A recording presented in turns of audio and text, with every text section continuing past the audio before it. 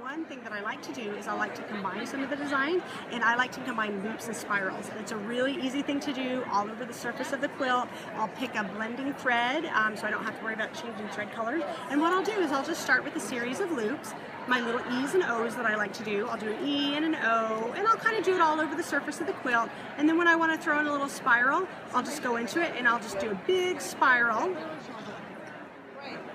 loop in, and then I'll loop back out again.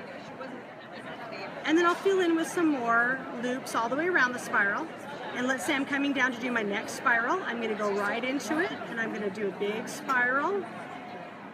And I'm going to do another spiral. And right here, it doesn't look like a whole lot because we're quilting with red on white, which I would never do in a real quilt. I would normally try to blend my thread. But what I've done is this idea of putting loops and spirals together, and that's what I've done on this quilt right here. And I've done the loops right here in the background on a really pretty light yellow thread, a very thin thread like a cotton orifil.